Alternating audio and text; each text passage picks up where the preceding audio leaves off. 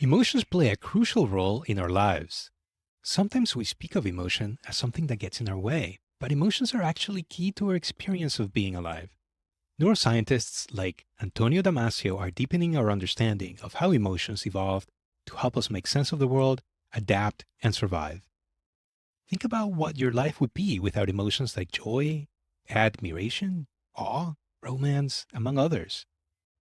My guest, Robin Krieglstein, applies behavioral science to help people change habits and make better choices at work and in their personal lives.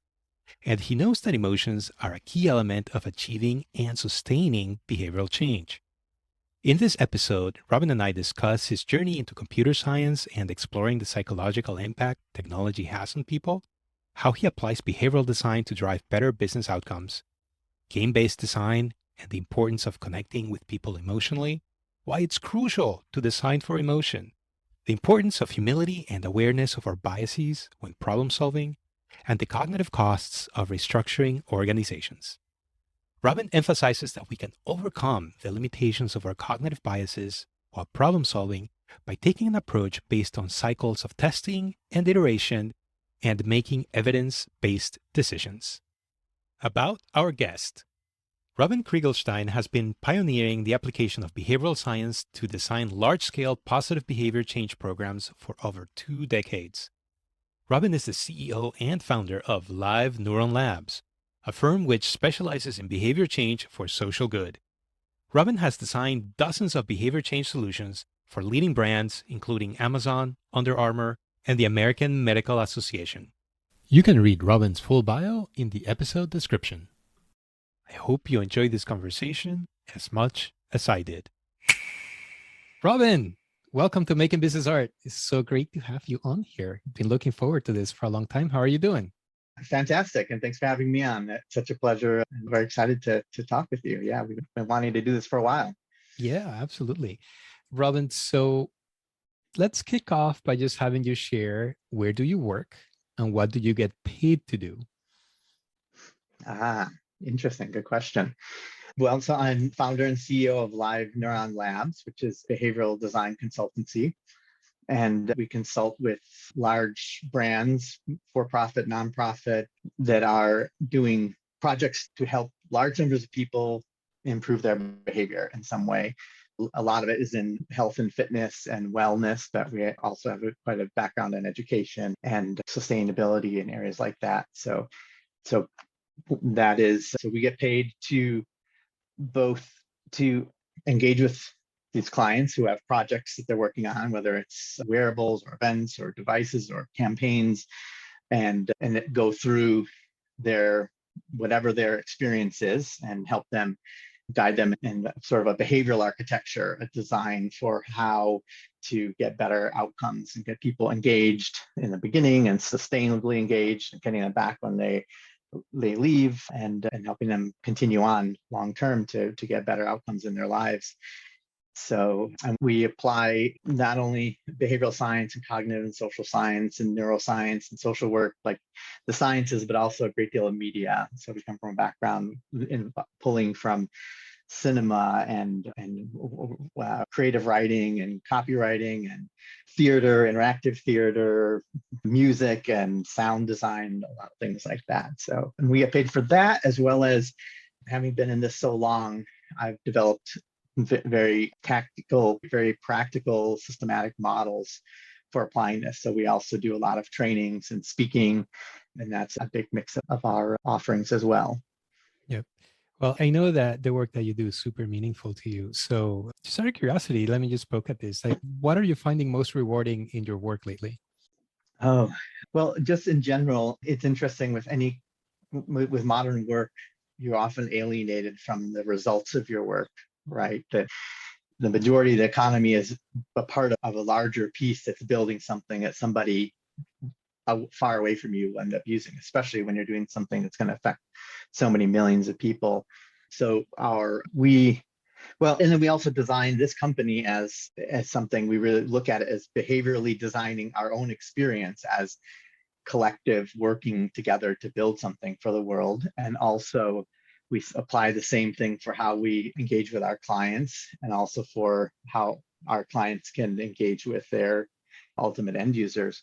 And so we get a lot of gratification out of our own experience working in this space and working with each other. We have a team that we love, and we really have a lot of fun every day together. We're good friends, and we get a lot of gratification from hearing back from clients that comments like, yeah, this is the best day ever. Like, I'm so happy. Like, this is fantastic. And all those, that kind of feedback is always really gratifying.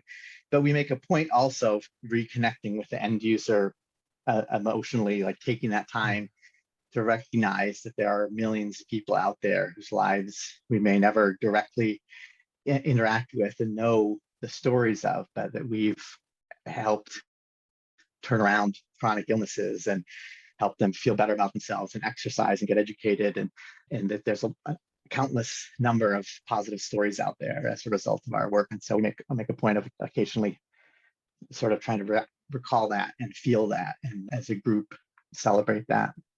Yeah, no, that's great.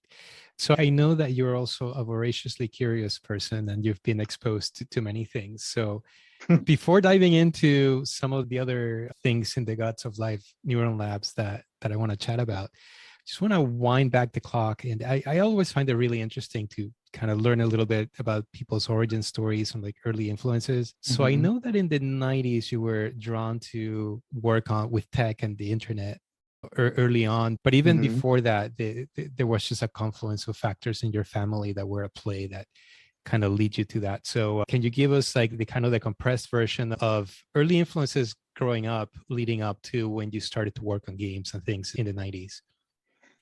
Yeah, so I grew up in a very eclectic environment with doctor of social work mother, doctor of philosophy father, and a lot of activism, a lot of discussion, exploration around what's wrong with the world, what are the core causes, and what could be done about it in a variety of ways. So I saw around me and was involved in putting roofs over people's heads and marching in Washington, writing letters and creating organizations to help different situations. And also then having these deep conversations late into the night with real academic friends of my father's and all around the world around what are the root causes and how does humanity work, and why does humanity keep finding itself and having these same problems over and over again, despite like all this progress in some ways with technology and global wealth.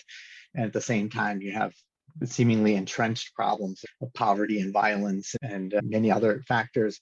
And then my father was also a theater director and an author, and made movies and was invited in these actors who were all involved in, and my mom was involved in music too. So we just had all these people around me that were academics, intellectuals, and artists. And it was also very tech heavy, and that my father always wanted to get the latest things for the arts, for media. And so we had a dark room and video cameras and cool audio equipment, but also we had the Apple IIe when they came out, and I was day one was programming a video game on there. That's how accessible those devices were, and I've been programming since then as one thread of my interest. And then also somehow that sort of do-it-yourself attitude. We got quite an entrepreneurial bent in my family as well. I think because my father had started multiple theater groups and just met, and my mom starting multiple organizations that we just I was then starting businesses from high school, and this is our third formal company. So that whole milieu of things was sort of what I went into college then saying, okay, and it became my belief that a core problem is just that all these people and myself are trying so hard to make things better, and yet we so often don't do what we intended to do. And I was like, why do I not do what I want? And then and so that became a lifelong obsession with understanding the brain and learning and educating myself on that. And then how can you design things to improve outcomes, behavioral outcomes for large numbers of people? And I already had been to trainings and things like Tony Robbins and stuff like that, and saw that information and excitement and is not enough. Like it all wanes after time. You need something that really sticks with you and builds habits over time. And I knew it was going to be technology. And I actually had a calculator, and I'll move forward here in a second because you asked for it to be brief. But I actually had one of these programmable calculators in high school already, which was really quite a precursor to these things because you had all this memory and you could. And so I was programming apps already, like quote unquote mobile apps to help me memorize things, to remind me to do stuff, to practice habits in high school, and have just been doing that ever since, working on myself and working on like how does this work for everybody. And then we have the whole long story after that, but that's sort of the milieu that I came out of. Oh, that's amazing. Like what a, well, eclectic, I guess is the best word that you used, like very eclectic. And so in the 90s, you started off like professional slash working life, designing these games and multiplayer experiences, right? How was that like at that time? Because that was relatively early for that type of experience or that type of technology. Yeah, it's interesting. It wasn't in some ways. So as I mentioned already, in the 80s, having a computer, we had games that you had to load multiple disks in, and it was black and green monitor, and I was programming games, and there were already books on like how to program games, but often they were text games or very simple. I mean, Pac-Man and things were possible as well, but come college, you started to have some multiplayer games that were even text-based multiplayer and other kinds that was starting to emerge. But so I probably didn't quite make clear that my degree was in computer science, was focused on educational multimedia. So one senior project in school was around building a multiplayer video game. And then while I was that senior year, I also then took my first tech job with a company that was building an MMORPG. And it was challenging those days. Your expectations of what you're going to achieve multiplayer wise was quite confined, but we could see where things were going, and we always were imagining when it's going to be like it is today, where you step into a whole other world. But the reason I went into games, like I guess to be clear about that, is in seeking, of course, I enjoyed games and video games, but in seeking to understand how could technology change behavior at the time, if it wasn't a game, then it was a tool. It was a spreadsheet or a Word or maybe tools that didn't think about emotions or behavior or anything like that at all. And so they weren't really. But when you like went to games, you had people actually staying up too late, longer than they wanted to, because they just wanted to play. We had like people laughing and crying and getting excited and telling their friends about it, and people meeting each other and making lifelong friends, and people getting divorces because their spouse was playing video games too much. So you could see that there was something that they were touching on, some design patterns that were not evolutionarily advantageous, right? So there's something separate from some distinct patterns that could be extracted and used in other situations. And so I wanted to understand what that was and to be able to take advantage of it, which decades later became known as gamification or game-based design, game thinking, has the various names. Yeah. And I mean, and from what I see from your career, I mean, it's been a more or less steady path of somehow being involved in behavioral design, in what we call now behavioral design, right? But early on, it was like you're saying, it's games, some other label, and then it's just evolved. I guess you just yourself explore and brought in like more and more psychology into your work. Is that fair? Yeah. It was fast forward a couple of my college years were at University of Illinois, among other places. Graduated and went out to Silicon Valley and worked at a company with one of Paul Allen's many companies, and ultimately ended up in starting. There's a Leapfrog toy story, but which we can get to later. But I started a company called Gold Tribe, which was before Facebook even opened up their API, raised several rounds of funding, and we built a social network that was gamified and entirely focused on chasing your goals and building habits and things like that. And that process earned me some recognition that allowed me to be introduced and then be invited to participate in Dr. BJ Fogg's At the time, it was called the Persuasive Tech Lab at Stanford. Now it's known as the Behavior Design Lab at Stanford. And so that really, the humbling of doing that company and trying to solve these problems in a big way, together with opening more access to the academic world of behavioral, social, and cognitive psychology, together with there being a blooming of behavioral economics and behavioral science at the time as well, and gamification for that matter. That was like another big learning, exciting moment to sort of take in a lot of the sciences more, which I wasn't as privy to prior. Yeah. Well, in doing prep for this interview, I think that company was, you ran it for like close to 5 years, right? So that's definitely like a substantial investment of time. Yeah. What might you say were some takeaways, some memorable things that you learned while in those Yeah. like 4+ years in building that out? Humility. That is actually something that I will have at the beginning of many talks. I will say, I have a slide say, before I get going, I have a confession to make. Everything I'm about to say is bullshit. And then I'll say, and that's a lead into that the mind is an extraordinarily complex system. And it's hubris to think that you understand how it works. And yet we have to work with it on a daily basis with our own minds, with other people's minds, with like, we're always trying to optimize our behavior, our decisions, our emotions. And so you're going to be wrong much of the time when you're trying to think about how do I motivate something or facilitate behavior or improve decision making. And so, but we have a bias, an optimism, a variety of biases, to be honest, that make us think that we're more correct than we actually are, that we're more optimistic about our beliefs, more. And I think this has a bit of an evolutionary advantage in just that if you really knew the odds of you being correct were so low, you wouldn't take any action at all. So you have to be somewhat over optimistic to take action. But then you have to be prepared that you can be wrong. So what my advice is, be more humble about whether the solutions you think will work. Be more humble about those. Try them, but be ready to catch if it's wrong, and then iterate. So be suspicious of your own opinions about what the solution is, but be optimistic about your ability to ultimately solve it through trial and error, through testing and iteration. So because in the end, that's sort of what the data indicates, is that you can solve it.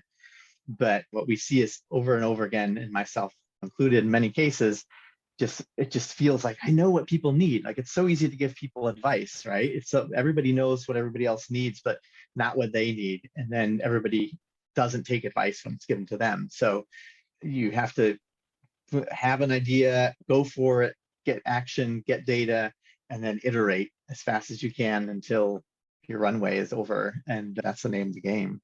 Yeah. Humility. Well, that's what I also do in my work. We try to impart that mindset to business leaders and teams. But as you probably know very well, it's one thing is to say that, but it's kind of like kryptonite for some people. It's like they just want to jump straight to the answer and be correct. And I think we all do that. It's just a bug in the human mind. But people who are drawn to be entrepreneurs and business and leaders in general, I think, are more biased in that direction, right? Because to start a company, you have to already be even more optimistic and have a higher opinion of yourself and your abilities. So it becomes more of a challenge. But what I'm trying to do is reframe it. Be optimistic, be bold, and have a strong belief in yourself, but not in the idea. Be suspicious of the idea, but be very optimistic about your ability to find the right idea together with other people. That's the other thing. Yeah. Sorry, go ahead. Yeah, no, I just wanted to spend just a couple more seconds on that because again, that applies to all of us. So no judgment, listeners here. But in our work, as we're working with leaders and teams, not that it's really easy to accomplish this, but have you found a way to communicate that mindset to leaders and teams in such a way that they're a little more likely to embrace it and less likely to resist it? Because we always, at least I usually encounter resistance to actually practicing that.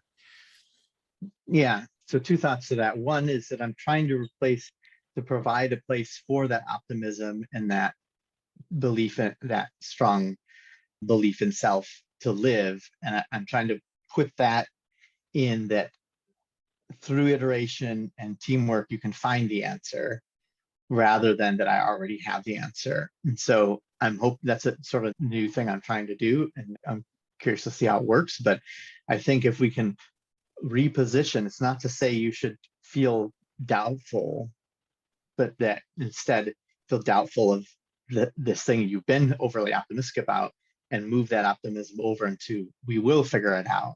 So that's one piece.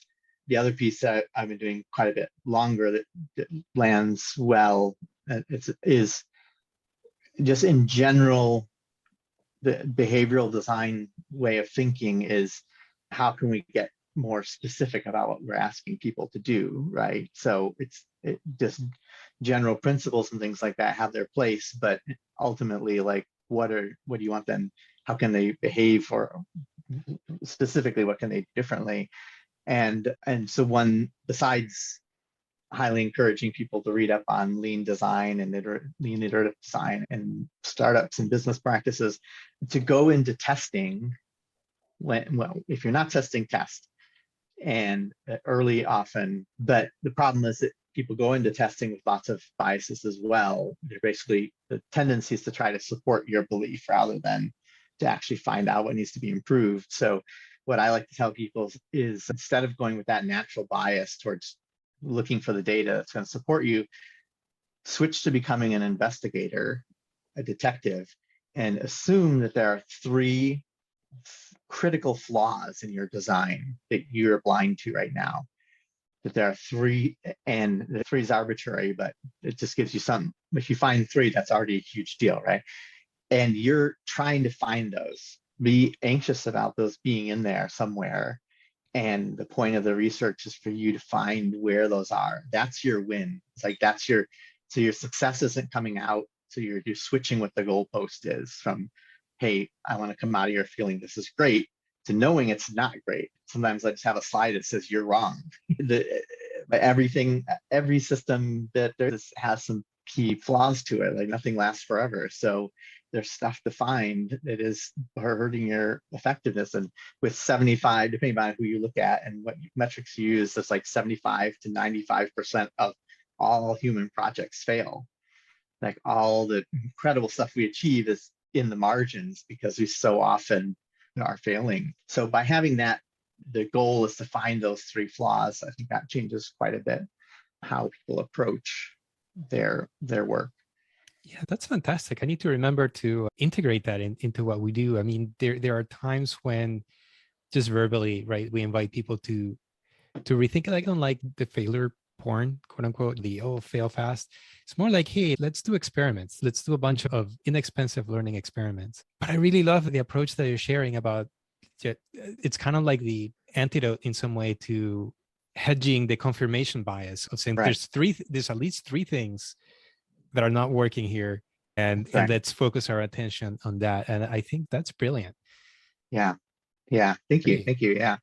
Yeah, it is specifically hedging confirmation bias. And I think it's useful to also ask the question early on, or what are primary assumptions that this is all built on? And let's test those. I think exploring that Right. question a little bit can help you find the things that you want to hammer on. And then obviously the earlier you test some of those things, the cheaper it is. The more entrenched longer the project goes, the more money that's in it, the harder it is to turn it around and shift it. Yes. But this is really how Yeah. nature works. Like the Mhm. evolution and even physics is like trillions and trillions of trial and error. And the systems that we see around us that are so beautiful in nature today and in human reality as well are those experiments that survived out of many trials. So it's a Yeah. powerful method. Yeah, and the other phenomenon, I've been meaning to look into this, but it's just amazing how much innovation is a byproduct of just accident. Like somebody was Mm-hmm. working on A, and then one day they Mm-hmm. were at the lab or wherever it is that they're experimenting, and then they noticed Right. that something different was happened. So it was that they just happened to notice that, and then that opened the door to antibiotics and like Yeah. a Long of list. really important innovations for or Yeah. modern life. Yeah. Isn't the post-it notes, I think, Yes. like perhaps super glue is one. I mean, there's, yeah, it's a Yes. long Yeah. list.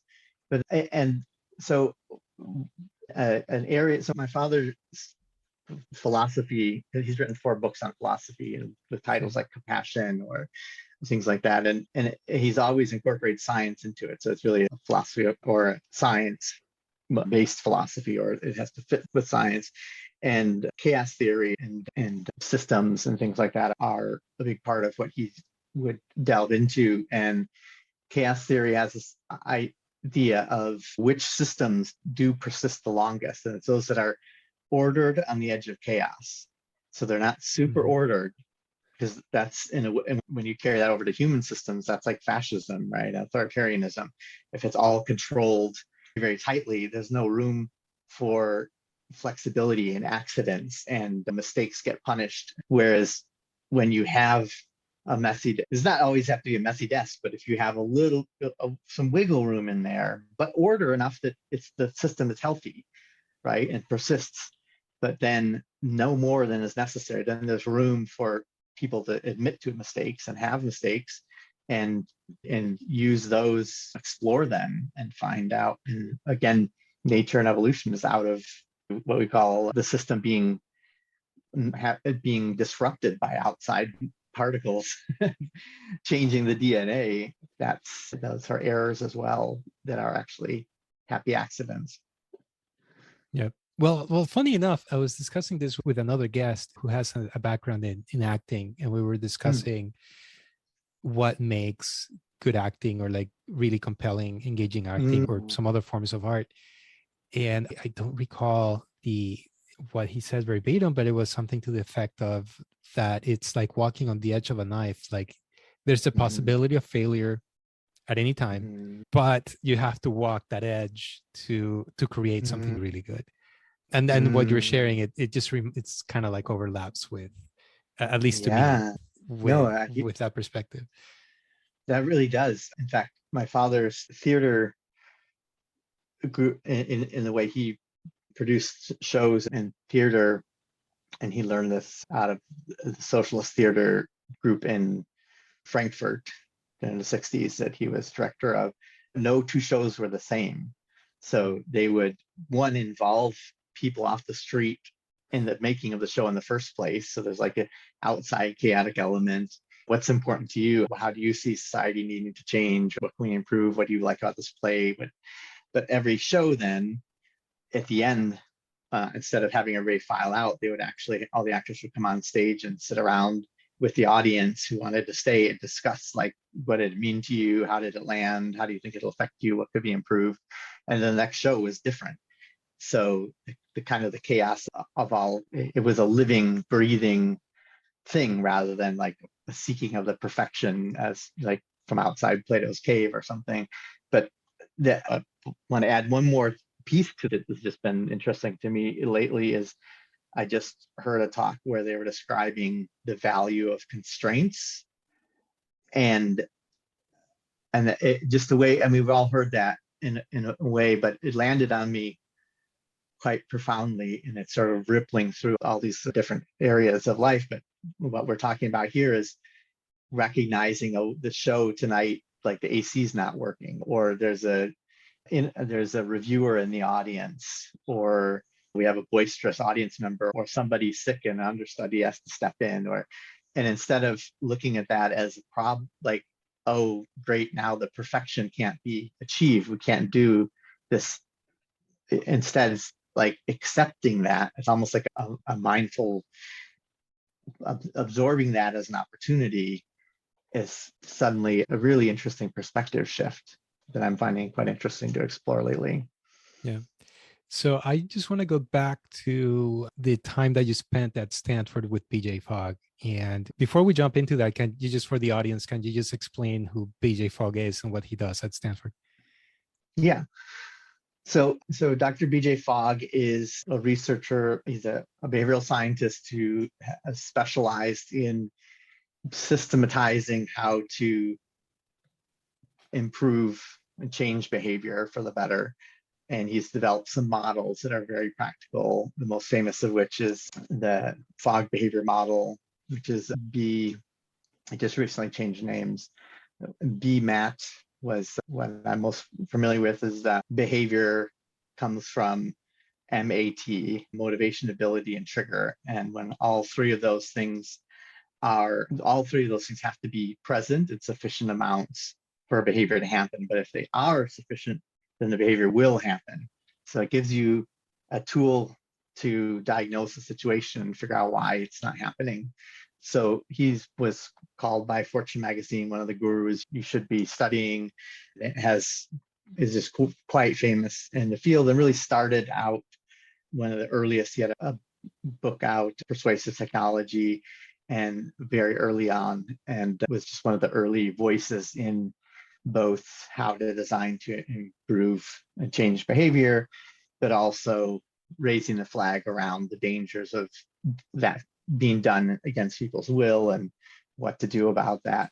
So he's just a really great guy and has been throughout very generous with his time and knowledge and wisdom. So he was more or less a mentor to me during, whether he would consider it that way or not, like to spend the time I did with him was that valuable and meaningful to me.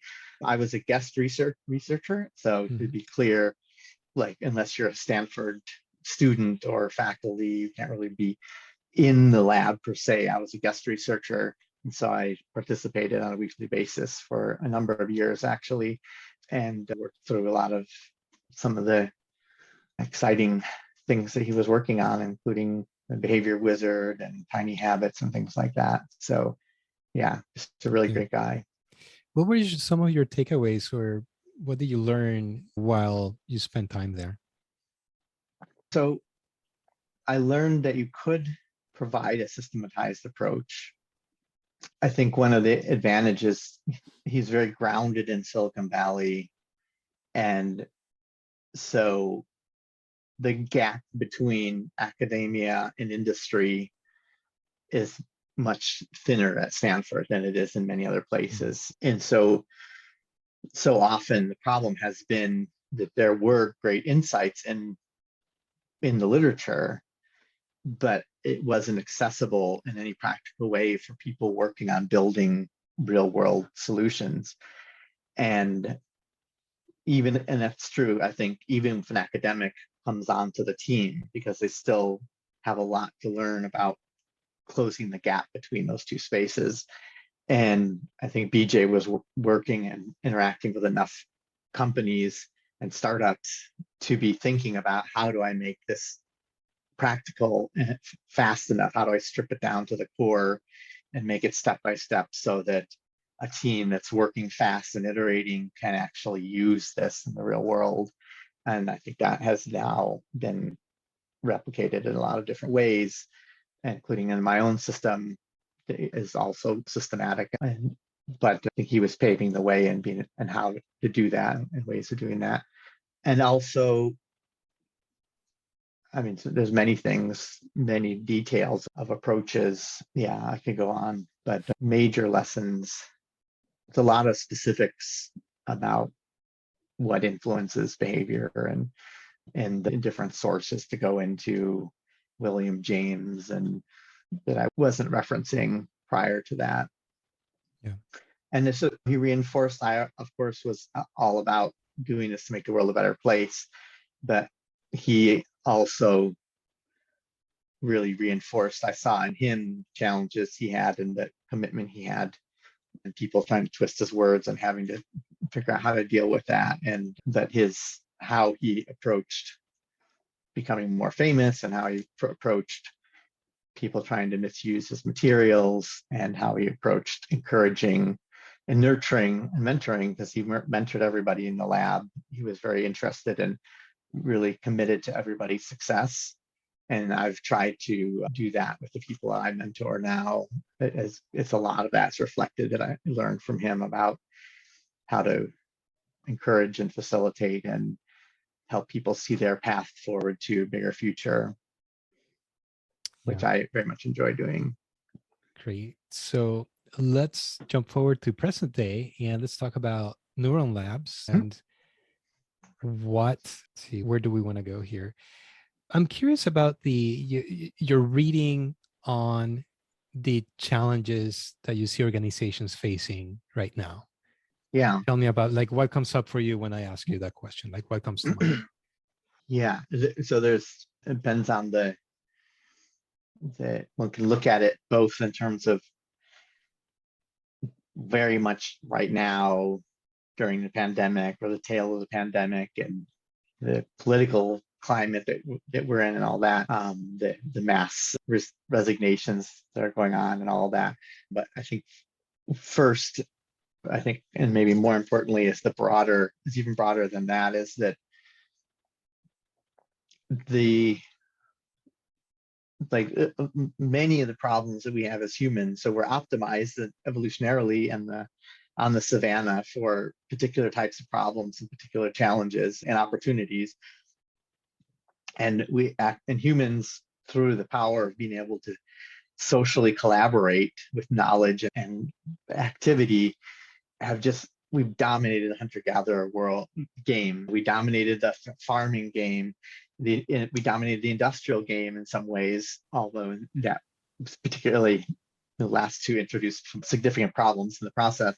But we have robots on Mars and we have people sleeping on the streets, who were productive, healthy members of society the week prior, and now some health problem that they don't have no reason, like something could turn somebody out on the street very fast. So there are types of challenges. The question is, what are these challenges that are so fundamentally different right now? And I think part of that is just mass society, that we're not in a small group that had the same religion, the same beliefs, the same practices, the same few professions for 1,000 years. Nothing really changed much, or even 10,000 years. And now things are changing constantly, and anybody that we interact with, almost everything we believe they could have the opposite opinion on, even as we know now, like well-established scientific facts, the person might have the opposite opinion of.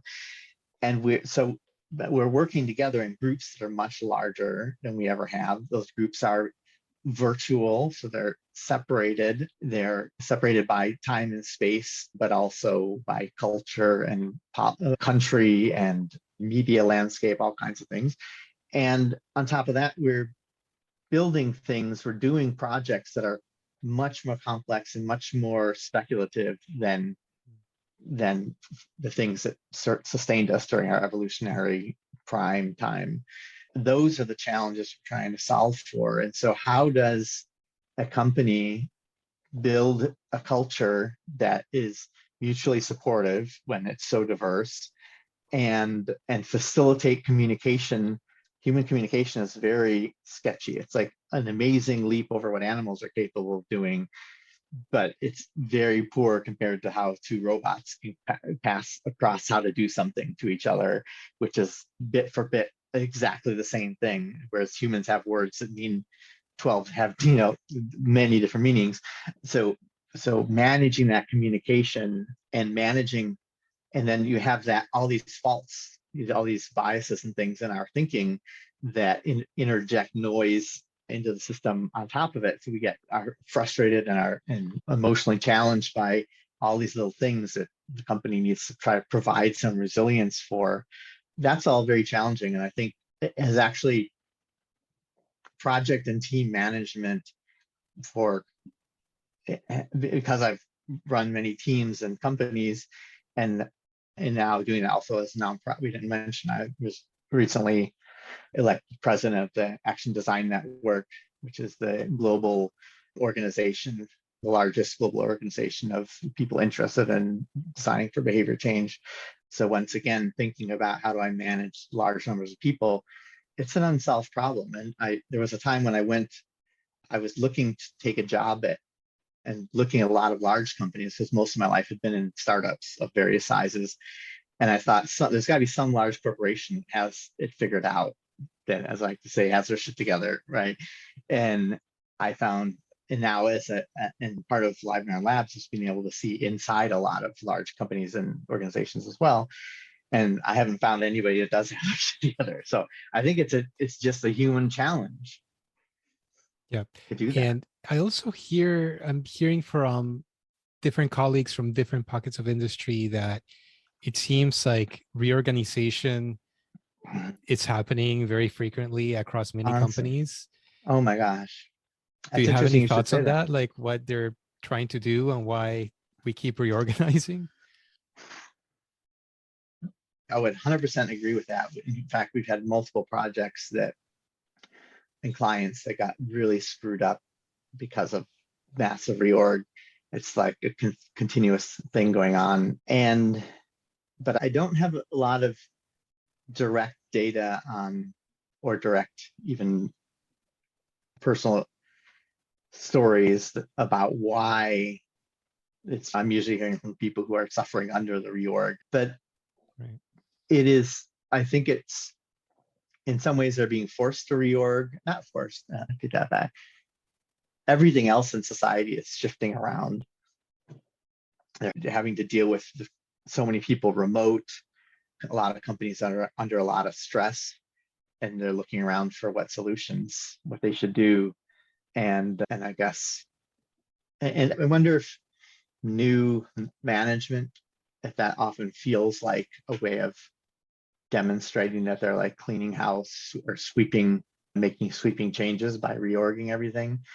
But I think this actually touches at one of the key problems, the sort of key insights that I'm as often part of my teaching and part of our work is that we humans like we're obsessed and so proud of our cognitive abilities because it's so seems so much more advanced than animals, but it's actually really poor. It's much, much worse than we like to pretend it is. I like to say humans never actually grow up. Like when you talk about what's the difference between a child and an adult, is that they finally work for the future and they have better memories and they make better decisions and they think about others more and all these things. All of that requires they manage their emotions better. All of that requires the prefrontal cortex to be are things the prefrontal cortex does. And so that it is true that's evolving through adulthood into age 20, 21, 22, 23, but it never actually takes control from the core brain functions, the more ancient brain. It's only ever an advisor that sends down its recommendation. And so we humans never actually can fully so but we have to feel like we're supposed to pretend to be have our all that stuff in control and because of that we don't recognize how expensive it is when we change an interface around on somebody or add one more sentence or one more option to some choices or we think that all these little additional cognitive loads are no big deal, but they're a big deal. When you change the icon, just changing the icon of your product so that it looks different on the mobile screen, like it takes a moment for people now that it's not automatic anymore. It has to go back to the conscious brain now to figure out which icon to push. And it takes a while before that becomes automatic again. And if that was the only cost, okay, that's one thing, but it's added up to the frustrations of an entire day and it adds up to your product hurting. So it's similar to doing a reorg in a company. You think, oh, it's no big deal. It's just like they just need to know who to talk to next. It'll take a little bit of learning. But you've disrupted all of these organizational habits and routines. Suddenly everything has to become cognitively intense again. Well, I think plus in again, I'm not a doctor, a PhD in this, nor do I play one on TV, but does introduce a lot of uncertainty. And I think uncertainty is like Mm, kryptonite for human beings. yeah. We hate uncertainty. Yeah. And reorging is just really, it's really torturous for people, right? When they're Hmm, like, hmm. where am I going to go? Am I going to be around? What's going to Right. happen? That's really Right. taxing. Yeah. Yeah. That's right.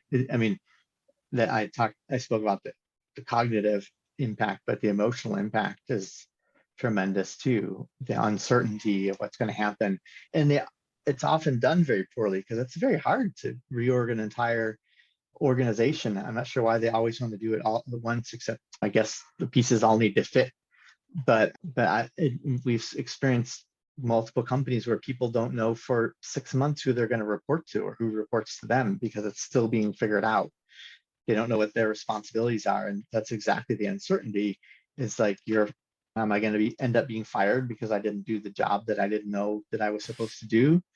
Who is the person? And this, the quality of managers and relationships in general is tremendously up and down in organizations. So you could so easily end up with somebody that you don't get along with well. So there's that uncertainty. You're absolutely right. That's a very big issue.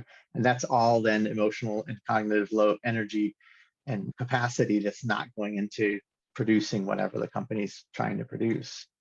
Yep.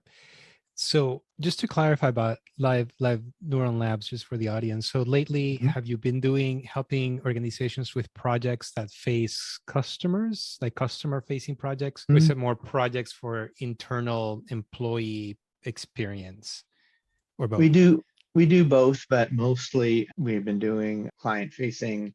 We've been on retainer with American Heart Association for many years now, for example, and have different projects with them, from everything from heart walk to different like calculators that they have on the site and different campaigns that they have. We've done that with the American Medical Association and done diabetes prevention programs, and that had material that was also facing like the doctors' offices and how to help facilitate the doctors to help get people onto diabetes prevention programs.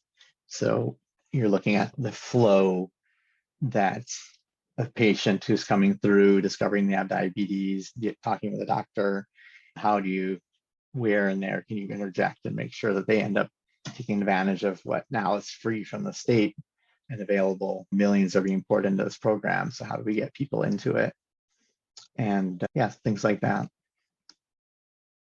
Right. But we've also And worked in general on like wearables and apps and web, obviously, and email and chat bots, software, events, conferences, things like all kinds of yeah. stuff. Well, I think wearables is something that many more people are becoming more familiar with and using. Can you just throw out a couple of examples of what type of behavioral design you're trying to work at with, say, a wearable? Yeah, we're not working on one right now, but the work that we had done was in ideation for LG to see what, and we explored over a number of months a variety of different products that they could build. And it's not uncommon for us to be involved in part of a project and not the entire thing. So, and of course, it goes through many phases, so we don't necessarily know what comes out the other end. In fact, I think that project, what they ended up deciding to build, they discovered partway through. I discovered a few months later that that team was surprised because another branch in LG was launching essentially the same product. And so it was a good lesson in just the challenges of communication in these very large multinational organizations. And I can see Sounds, why yeah. it's not, it's the tendency is from fundamental attribution error bias makes one want to laugh and all the companies so bumbling. But I see the roots of this. This happens everywhere all the time. Doesn't matter.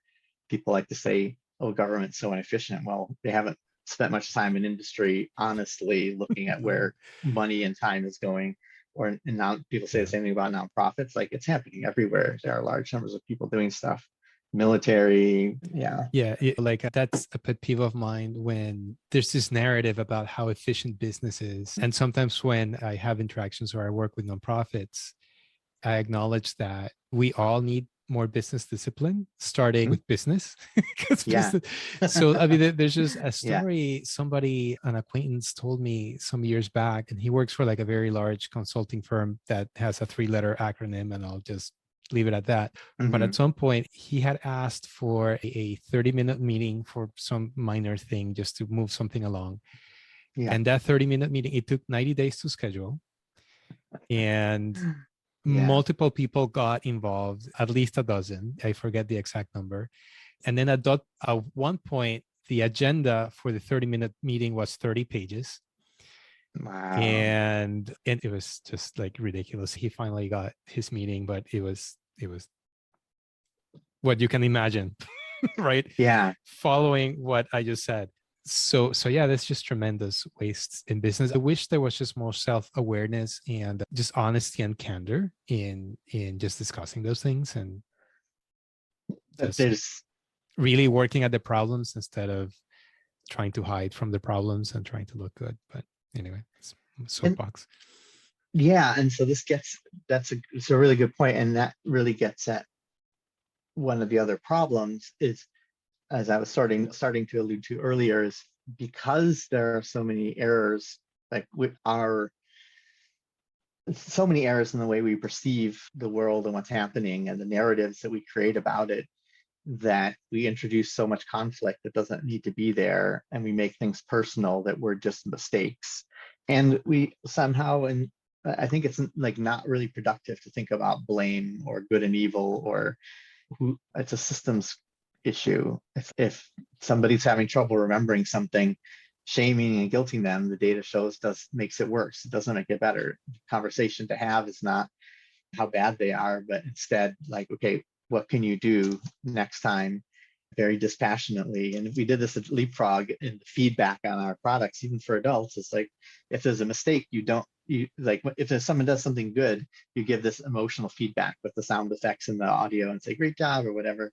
And if they fail, you dispassionately give clear feedback, but it's dispassionate. There's nothing emotional. It's not like, you suck, you're a loser. Why did you do that? You just like say, bump, oh, try again, or give a hint or something. So for adults, it's like, how do you quickly turn it into, okay, this person needs more help in learning how to remember to do things. So what systems can they set up? What kind of reminders can they do to help with that?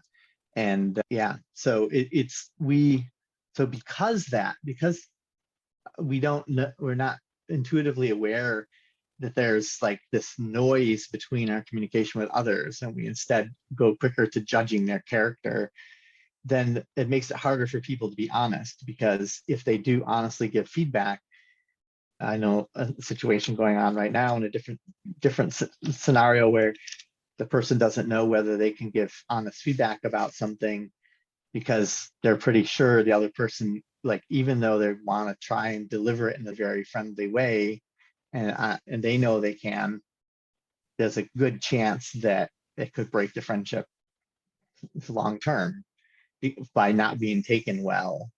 Instead of, and actually, to be honest, it started with that person giving feedback that was done in a way that should have been dispassionate. It was just a mistake, and instead they somehow deliver it in a way that made the person dwell on it, feel bad for weeks afterwards.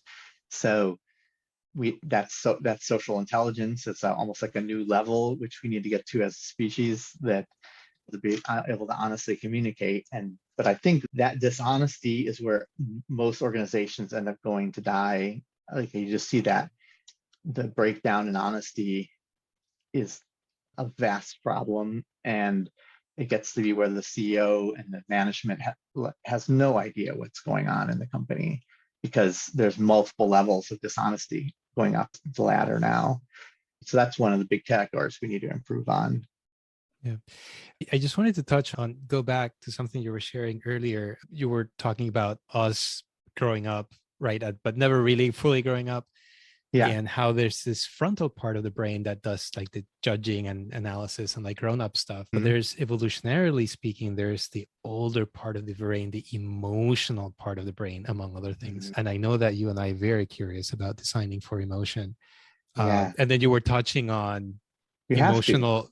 emotional reward, but then the corrective Mm-hmm. feedback being like just very neutral, dispassionate. Say some more about any thoughts or explorations that you've been doing around designing for emotion. Like, what have you Mm-hmm. been digging up in the world Yeah. of the esoteric, as you do as you read many things? Yeah. So in fact, the model that's most popular and most useful that is called emotional ROI. So, and that's basically has that name because acknowledging that even though people are processing what kind of money or time or costs might be in all these different areas, ultimately it's not the money that matters. It's the, you can't eat money, you can't do anything. It's that your emotional attachment to it. And if you feel good or bad about what happened, because, and that's what actually is driving behavior. So evolutionarily, before you even had much cognitive capability, if there's something in the environment that's indicating an opportunity or a risk, the organism, the simple organism, now needs to mobilize to start defending itself or like pursuing this positive option. And so early on, it's sending chemicals through to start, hormones to start switching where the blood is, or where the calories are going to be consumed, or different kinds of behaviors. And that that's basically what emotion is. And feelings are when we cognitively can feel that change. And so if those things aren't going on, then the organism is not, if the body's not mobilizing for some kind of action, then it's not doing something. It's not like, that is what drives behavior, is the feeling. It is some kind of mobilization at a non-conscious level. And then feelings, which is really kind of probably the more important word to be using, depending upon, the trouble is these things are not, well, are differently defined by different researchers and things, but feeling is when you can feel that emotional stuff mobilizing. So you feel there's the fight or flight has happened, mobilization has happened, and your adrenaline is rising and things like that, and it just starts to feel bad and anxious. Your heart's pounding, your blood's flowing out to your muscles, and your conscious brain can feel that change happening and knows now something's wrong. I need to start, and so it starts doing its job, which is to start thinking about what is that. And it's very likely the brain identified the risk that already before the conscious brain knew anything was going on, because there's like a super high, there are shortcuts, like that older part that gets many messages first.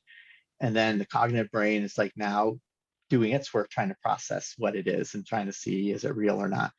So if it doesn't feel anything, then it's doing some more idle types of thinking. I mean, we're feeling something all the time, but in order to move and start going in the world, doing stuff, that cognitive brain has to like convince the emotional part of the brain of a new threat or opportunity to be focused on. And so we know that emotions are actually where the decision making is happening, because there's been research with people who have the communication bridge between emotions and the cognitive brain severed. And so their emotions aren't really, there's a problem with their emotions. And so you would think they would behave very much like Spock or Data, or like they don't feel anything. They don't feel good or bad or upset or things. But it turns out, instead of being like Spock or Data or being so rationally smart, they can't make any decisions at all. They can't decide on the socks to wear in the morning. They can't decide when to visit with a researcher again, when to make the next appointment, because they just go through pros and cons. The cognitive brain is doing its job of going through all the reasons for and against different options and considering different options, but it can't, nothing ever feels like the right option. There's never like an emotional, like, that's the one. There has to at least be a gut feeling, right? So there really is something to that intuition, whether it may not be right or right all the time, but there's something, has to imagine that potential future. And that's kind of how it works. The cognitive brain is able to guide the attention of the non-conscious and emotional brain, so that you can imagine these different futures and go, oh, that one feels better than where we are now, so let's take that option. That's when a decision is made. Yeah, That's it's even amazing. true. Yeah, sorry, go ahead. I mean, even, I may be wrong here, folks, but I think even Jeff Bezos, like a few years back, Amazon did this huge effort to identify cities to select for the second Mhm. headquarters.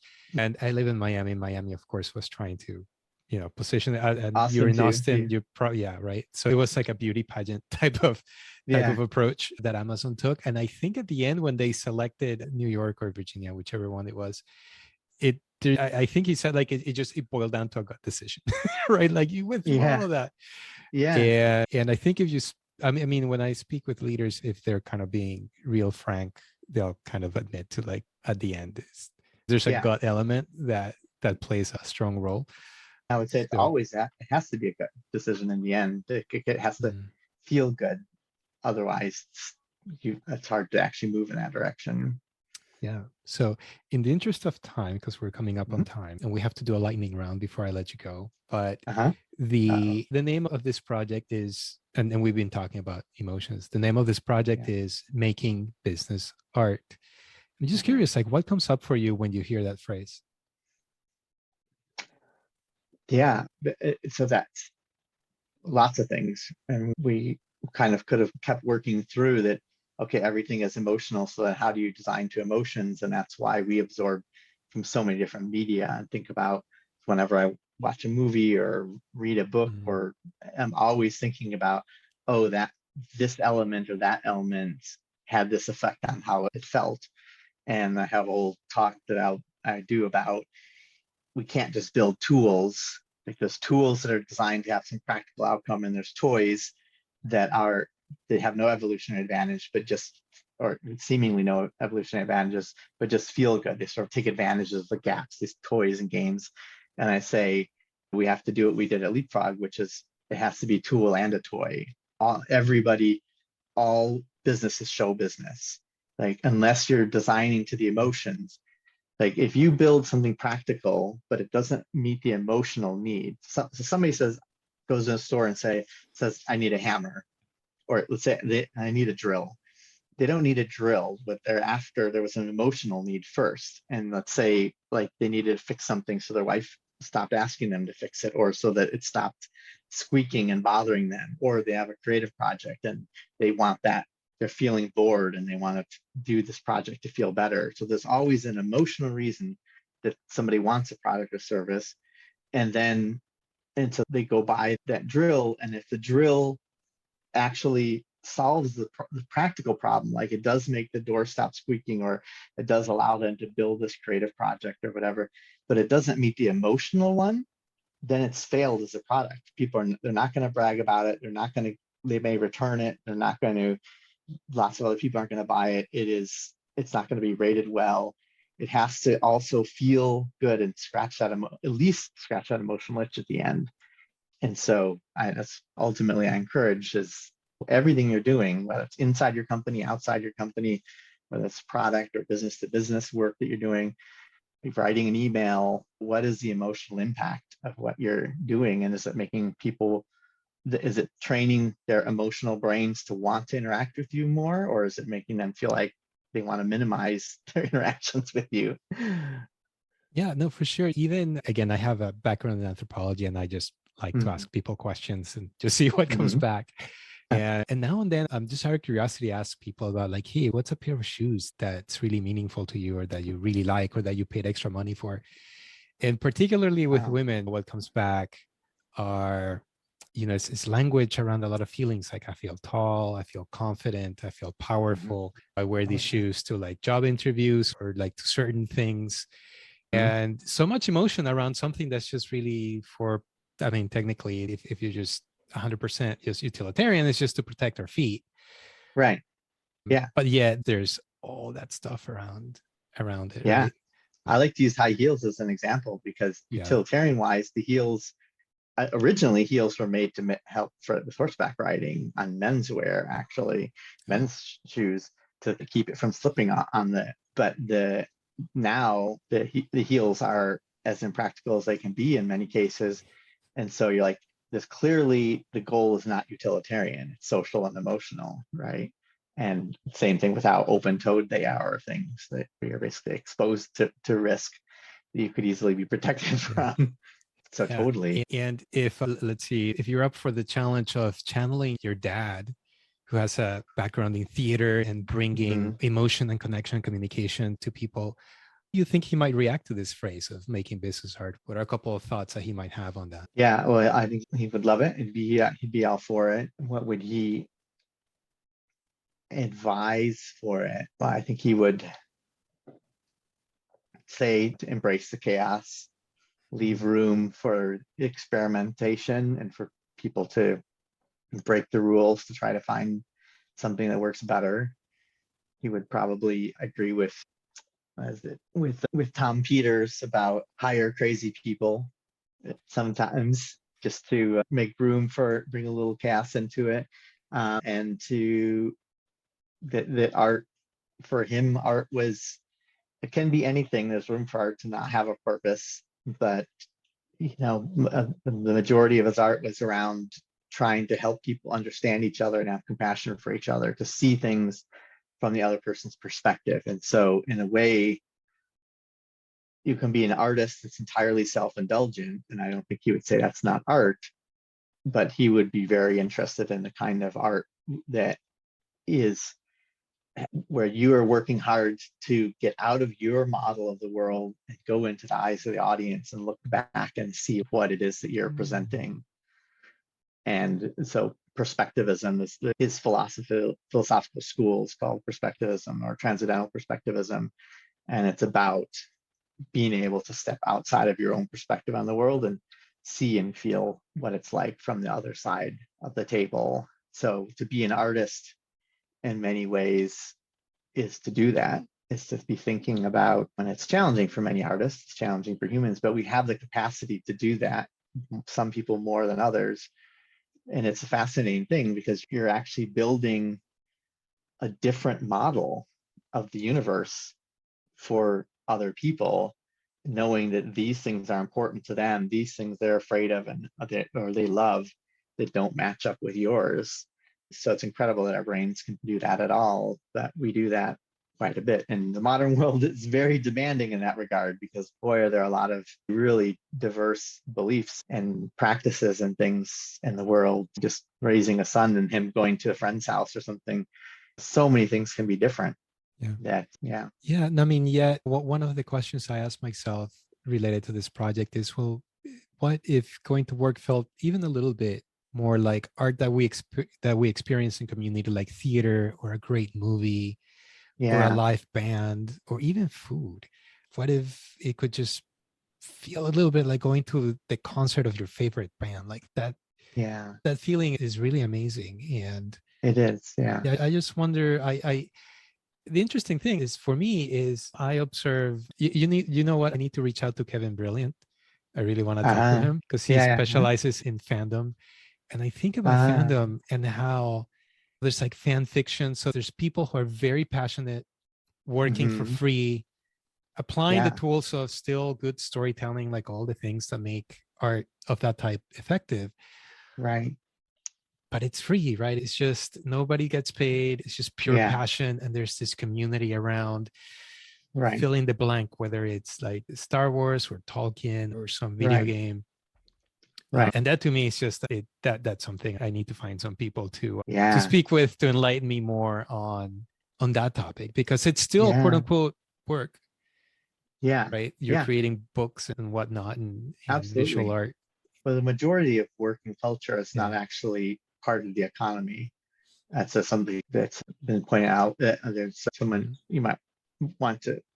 someone might want to look into the book, The Real Wealth of Nations by Rian Eisler, and whose work in general is very interesting. But she points out how the bulk of cooking and feeding and childcare and help between neighbors and is actually not part of the financial economy, and therefore it doesn't often get compensated in the way. But anyway, I think you're absolutely right.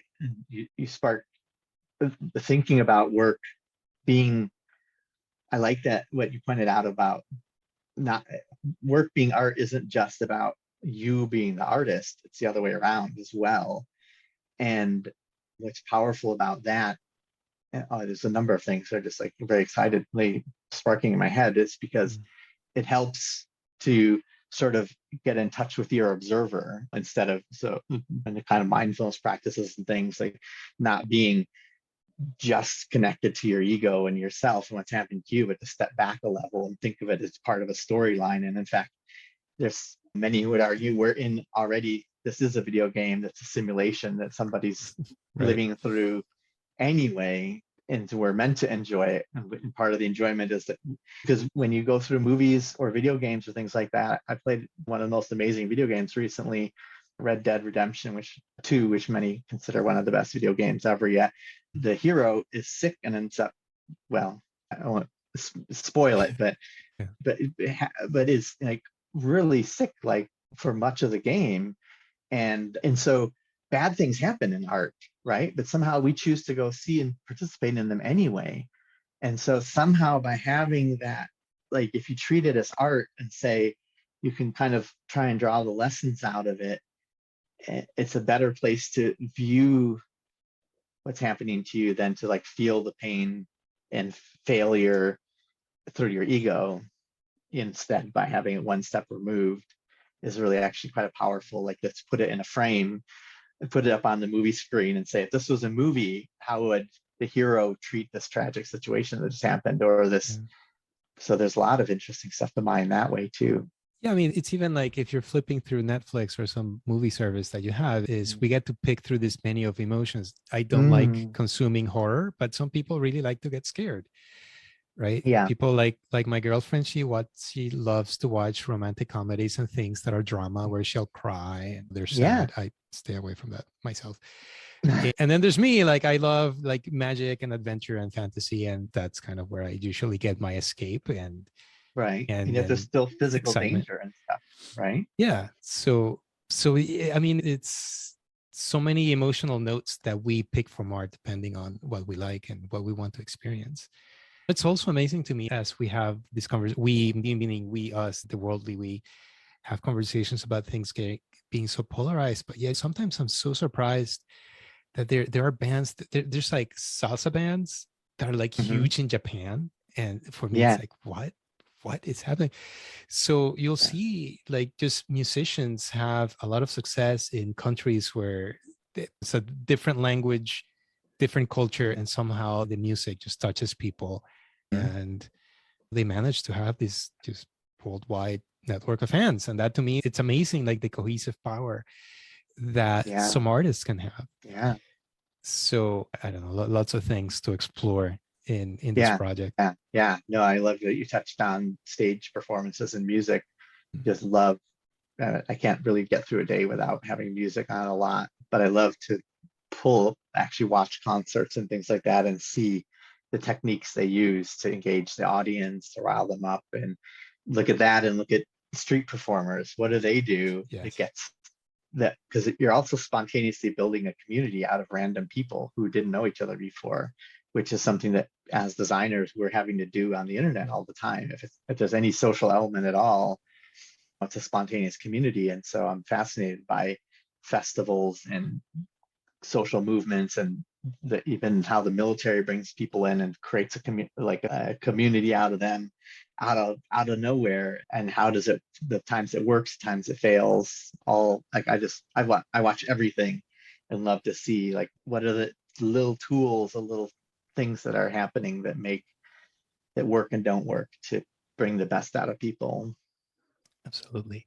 All right. Yeah. Now, in the interest of time, let's just wrap this up with a lightning round, and Okay. maybe we'll have a part two later on. I know we always have no shortage of things to chat about. So I'm going to ask you a handful of questions. One or two of them are kind of silly. Feel free to pass, but I do invite you to play. All right. Okay. Okay. First question is, can you describe your closet and what state is it in? It's a mess, but it's not terrible. Yeah, Yeah. I'm always trying to get it cleaner, but I always have more important things to do too.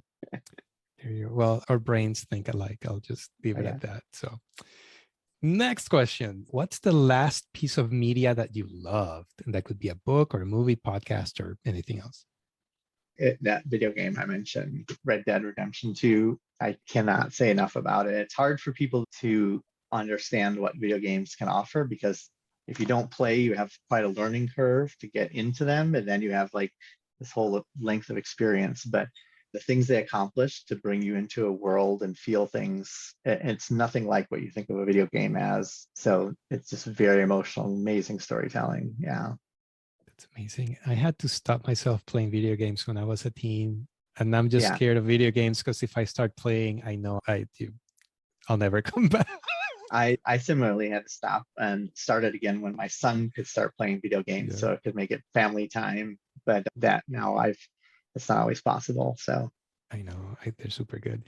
All right. So, what is something that inspires you? well, while we're on, I mean, my son inspires me just to see the world fresh through his eyes, the triumphs and challenges and the exuberance and his passion for starting something new and just like consuming everything he can about it and practicing and building routines around it. And yeah, he's always dancing and singing and having great, incredible observations. So yeah, That's beautiful. How old is your son? 14. 14. Oh, wow. That's super good time. All right. And I wish that we had all this technology when I was 14. That would have been Mhm. light and dark side of it, but I think it would have been a lot of fun Right. It at would the be a end of the different day. world for us. Yeah. 13, I'll correct myself. All right. What is a song you must play during a road trip? Oh Or man. it could just be a band if a song is too tall of an ask. Yeah. Foo Fighters, probably. Yeah. I just love Dave Grohl and Foo Fighters. Yeah. Got it. AC/DC, Yeah. but a lot. My interests are pretty broad. So there will be a lot of different kinds of music over the course of the trip. Okay. And last one, what do you want to see more of in the world? Compassion, understanding, Mm, and happiness. yeah. Yeah. All right. So that we have come to the end of our interview today. Do you have anything going on that you want to share? Just tell us a little bit more about Live Neuron Labs and where can people find you and the company? Yes, if you come to liveneuronlabs.com, you can see more about our company and find our where you can follow us on social media. You can inquire about engaging with us or even having a short complimentary call to discuss your project, and also to inquire about having a workshop or a presentation or keynote, to do conference keynotes and trainings. Yeah, we're developing a more of a richer training program as well, but we've done a lot of training of a lot of companies and some very good stuff, if I do say so myself. So come check us out, and you can also follow me personally on Twitter as R Krieglstein or on LinkedIn. You can see my name from the show notes or description. So yeah, Excellent. Well, Robin, thank you so much for carving out time for being on the actually, podcast. Yeah. if I can say, and why Yes. I should mention that if you're interested in this idea of designing for behavior change at all, please also check out Action Design Network, because that's thousands of people around the globe meeting regularly in cities, as well as having virtual meetings. And everybody's welcome, from people who are just beginning to get interested to professionals. We have a whole professional set of meetings as well. And we're building out special interest groups around health and fitness and wellness and things like that. So we come to action dash, we can put it in the show notes, action dash or action dash actiondesign.org. Yeah. But you can also search it up, Yeah. Action Design Network. And I also have to add there's the podcast Action Design Radio Yes. that people can check Which is out as well. excellent. Yes, which is It excellent. is great. Robin, Okay. thank you so much for being with us today. And we might Thank have you you. back for a second one. We'll see. I would love that. Thank you so much. It was a blast.